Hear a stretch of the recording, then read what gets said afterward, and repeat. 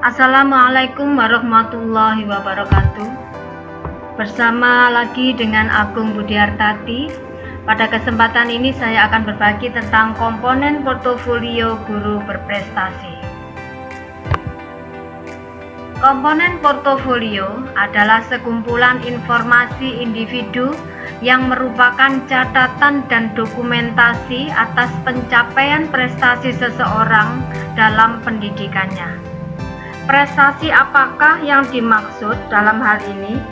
Prestasi tersebut adalah berkenaan dengan prestasi akademik dan prestasi non-akademik yang berhasil dicapai oleh seorang guru, baik di dalam lingkungan pendidikan ataupun di luar lingkungan pendidikan.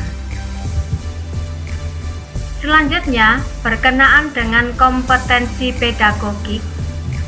Seorang guru diharapkan memiliki kemampuan pemahaman terhadap peserta didik dalam perancangan dan pelaksanaan pembelajaran, evaluasi hasil belajar, dan pengembangan peserta didik untuk mengaktualisasikan berbagai potensi yang dimilikinya. Guru tersebut disarankan dan diharapkan mampu untuk mengelola kegiatan pembelajarannya dari perencanaan, pelaksanaan, dan evaluasi hasil belajar, serta guru tersebut diharapkan mampu mengembangkan potensi peserta didik agar peserta didik itu juga dapat berprestasi. Kompetensi selanjutnya adalah kompetensi kepribadian. Kepribadian personal yang mencerminkan kepribadian yang mantap, stabil, dewasa, arif, dan berwibawa, serta guru tersebut mampu menjadi teladan bagi peserta didik dan berakhlak mulia. Ini salah satu kompetensi yang diharapkan sebagai guru berprestasi adalah guru yang memiliki kepribadian mulia. Selanjutnya adalah kompetensi sosial.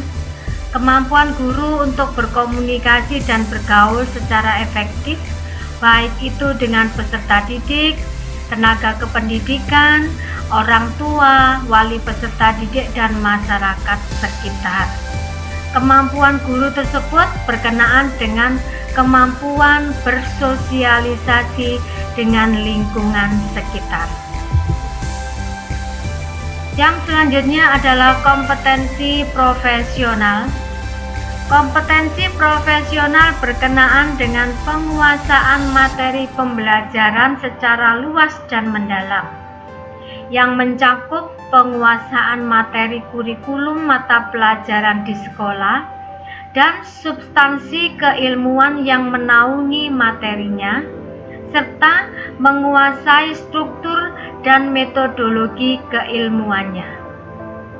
Hal ini berarti guru tersebut mampu dan memiliki kemampuan tentang materi yang menjadi tugas dan tanggung jawabnya, seperti yang dirujuk dan yang diemban ketika dia harus berhadapan dengan peserta didik.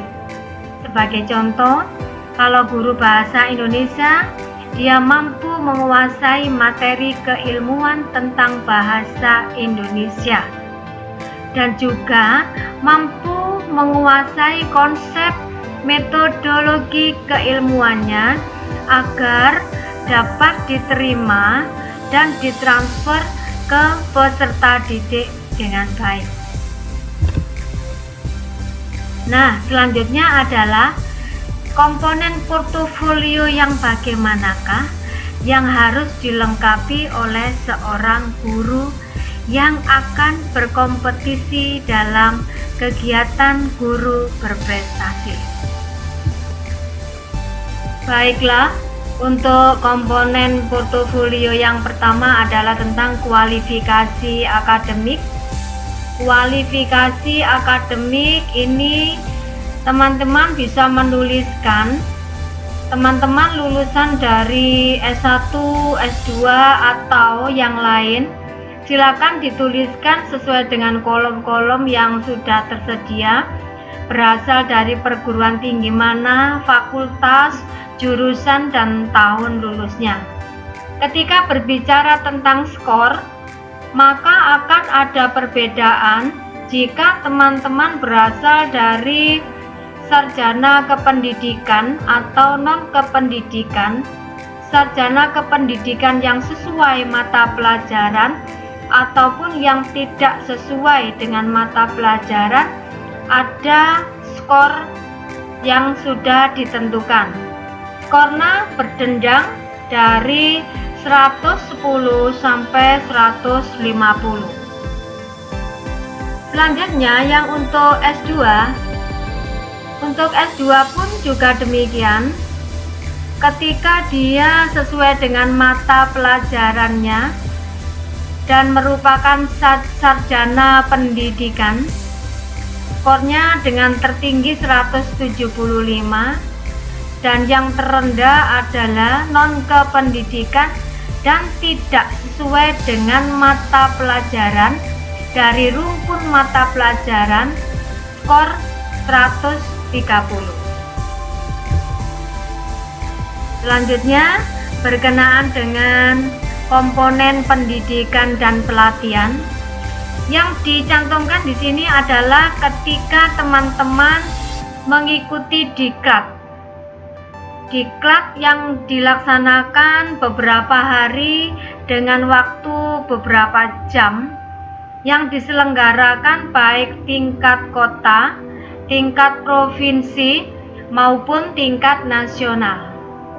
Semua ada rentang nilai sesuai dengan jam pelatihannya.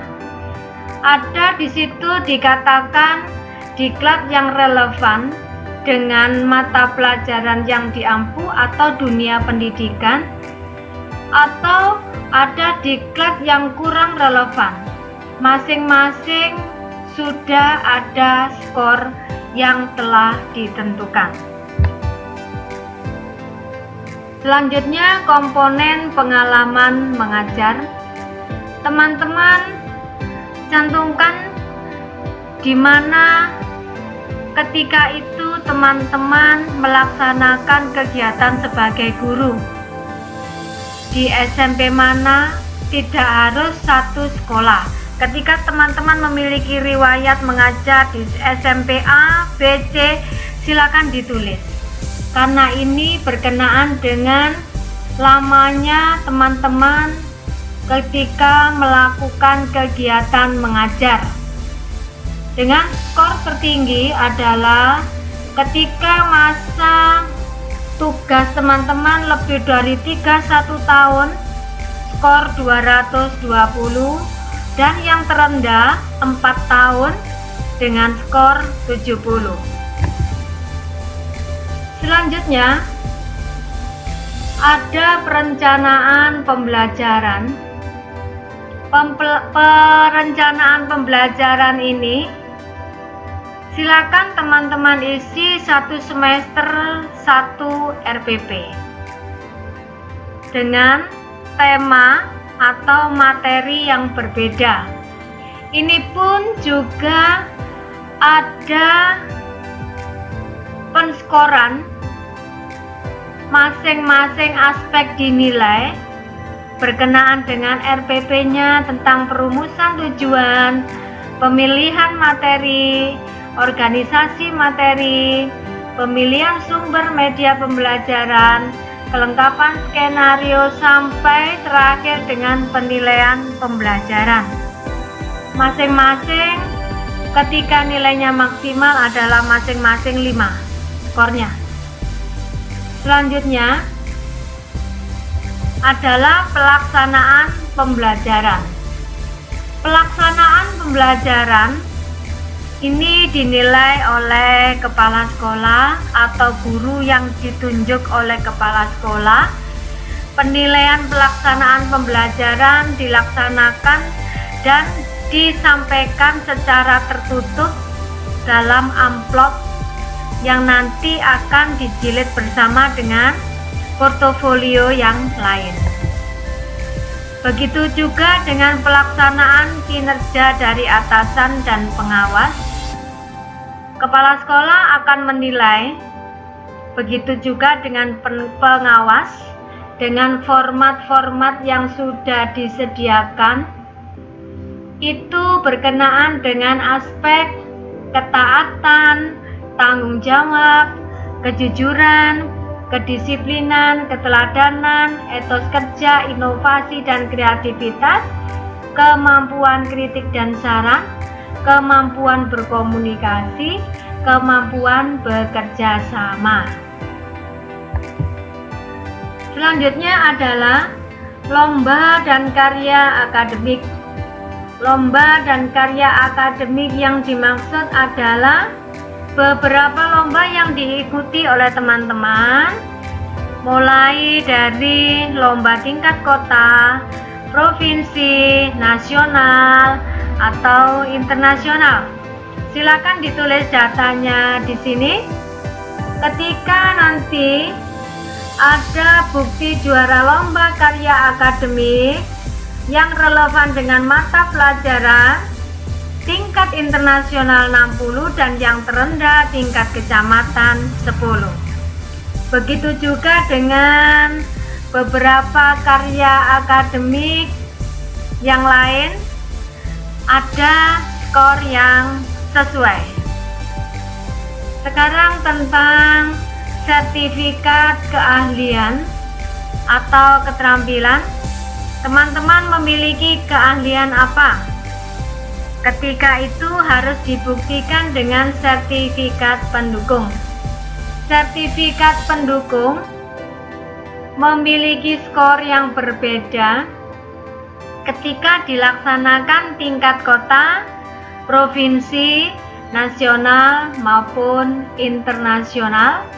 Maksimal capaian skor adalah 30. Sekarang kita beranjak tentang pembimbingan siswa. Pembimbingan siswa yang dimaksud adalah pembimbingan siswa yang berhasil menyabet kejuaraan, baik juara 1, 2, atau 3. Namun dalam hal ini juga diperhitungkan tentang tingkatnya. Tingkat terendah adalah tingkat kecamatan sampai tingkat internasional. Selanjutnya, ketika membimbing peserta didik dalam berbagai lomba karya yang relevan atau tidak relevan, masing-masing ada skor yang telah ditentukan. Nah, sekarang berkenaan dengan karya tulis. Karya tulis apakah yang dimaksud? Karya tulis dalam bentuk buku, artikel, artikel yang sudah dimuat di media cetak atau media online yang sudah terakreditasi, baik itu ada tingkat kabupaten kota, provinsi maupun nasional. Artikel bisa dirujuk ketika dalam jurnal yang terakreditasi, yang tidak terakreditasi, majalah koran atau majalah koran lokal maupun nasional, masing-masing memiliki skor. Ketika lokal 5, nasional 10, jurnal terakreditasi 25. Ketika yang relevan dan jurnal yang tidak terakreditasi namun relevan dengan skor yang 10. Yang tidak relevan juga ada skor tertentu. Selanjutnya adalah tentang penelitian. Penelitian di bidang pendidikan, setiap satu laporan akan diberi skor maksimal 15 sebagai ketua 60% dan sebagai anggota 40%. review buku. Nah, ketika menjadi review buku, maka disarankan di situ ada 2 per kegiatan. Jadi butuh 2 review ketika dari 1 kegiatan. Dalam hal ini juga ada skor yang bisa dinilai. Media dan alat pembelajaran. Media dan alat pembelajaran. Setiap pembuat satu media atau alat pembelajaran akan diberi skor 5. Setiap skor ini tergantung bagaimana juri menilai berkenaan dengan bobot, kegunaan, kemanfaatan, dan sesuai dengan bagaimana cara juri tersebut menilai. Namun di sini maksimal adalah skor 5. Selanjutnya, karya teknologi, karya seni, patung, kriya, lukis, sastra, musik, tari, dan lain-lain. Maksimal skor adalah 15. Ketika di sini membuat buku ber-ISBN, lain dengan buku yang hanya dipublikasikan di perpustakaan kota ataupun perpustakaan sekolah. Karya seni juga begitu, tergantung tingkat kebermanfaatan dan tingkat kesulitan, dan selain itu juga tentang bagaimana cara kerumitan pembuatan karya tersebut. Selanjutnya adalah karya seni suara. Karya seni suara juga diperhitungkan. Karya seni teater juga bisa diperhitungkan dalam komponen portofolio guru berprestasi. Selanjutnya adalah keikutsertaan dalam forum ilmiah. Dalam hal ini yang dicantumkan adalah beberapa piagam berkenaan dengan seminar yang tidak ada jam-jamnya. Seminar tingkat kota, tingkat provinsi, tingkat nasional ataupun internasional, sebagai pemakalah yang relevan atau peserta yang relevan, pemakalah yang tidak relevan, atau peserta yang tidak relevan, masing-masing ada skor. Minimal adalah tingkat kecamatan sebagai peserta yang relevan adalah 2. Ketika tidak relevan adalah 1. Maksimal untuk internasional sebagai peserta 10, yang tidak relevan internasional dengan skor 5, dan seterusnya. Selanjutnya adalah tentang pengalaman organisasi teman-teman. Organisasi apakah yang dimaksud? Ada organisasi kependidikan dan ada organisasi sosial. Dari tingkat desa atau kelurahan sampai internasional. Selanjutnya adalah pengalaman mendapat tugas tambahan sebagai kepala perpus, kepala lab, wali kelas, korbit, pembina, pramuka, dan seterusnya, masing-masing dengan skor per 1 tahun kegiatan. Nah, ini berkenaan dengan komponen penghargaan.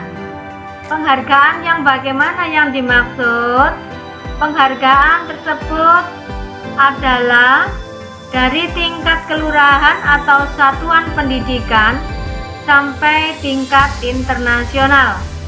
Sebagai contoh di sini, yang terendah skornya 1, yang tertinggi skor 30. Sebagai contoh adalah penghargaan sebagai guru berprestasi peringkat 1 tingkat Dinas Pendidikan Provinsi, yang ada lagi rencana Pancawarsa, Pramuka, dan seterusnya. Nah, yang terakhir adalah penugasan di daerah khusus. Penugasan di daerah khusus ini ada, silakan ditulis lokasi SMP mana, SMA mana, SMK mana. Daerah khusus apa? Konflik atau daerah terpencil atau daerah perbatasan. Ada daerah khusus ya. Selanjutnya, bertugas berapa tahun? Setiap tahun dihargai sesuai dengan skor yang sudah ditentukan. Setiap tahun adalah 10. Nah, demikian teman-teman beberapa komponen portofolio yang harus teman-teman siapkan ketika teman-teman sudah berkeinginan untuk mengikuti kompetisi guru berprestasi baik tingkat kota, provinsi maupun nasional. Dan rangkaian portofolio tersebut adalah rangkaian kegiatan yang sudah kita lakukan. Kita harus produktif teman-teman, baik produktif mengikuti diklat sebagai pembicara, baik itu tingkat kota, tingkat sekolah, sampai internasional. Teman-teman harus memiliki planning. Kegiatan apa sajakah yang harus saya lakukan? Kalau di dalam sekolah misalnya teman-teman produktif untuk menghasilkan media pembelajaran dengan mengajak peserta didik untuk mengikuti kegiatan pembelajaran yang aktif, kreatif, dan menyenangkan dengan ide-ide yang cemerlang. Selain itu, teman-teman juga perlu untuk mempublikasikan kegiatan teman-teman, baik itu lewat forum MGMP atau lewat internet, baik itu di blog, di YouTube, ataupun di Facebook. Intinya segala aktivitas teman-teman sebagai seorang guru. Ketika suatu saat teman-teman membutuhkan rekam jejak tentang publikasi tersebut, maka teman-teman mudah untuk mengambilnya dan tidak sulit untuk mewujudkan dalam waktu yang singkat. Jadi komponen portofolio ini adalah rekam jejak teman-teman ketika aktif sebagai guru dan layak untuk diikutsertakan dalam kompetisi guru berprestasi. Nah, ini saja yang bisa saya sampaikan. Mudah-mudahan ilmu atau pengetahuan yang sudah saya sampaikan ini bermanfaat dan bisa dijadikan tolok ukur atau dijadikan rambu-rambu tentang keikutsertaan dalam kegiatan guru berprestasi. Demikian teman-teman, saya akhiri. Wassalamualaikum warahmatullahi wabarakatuh.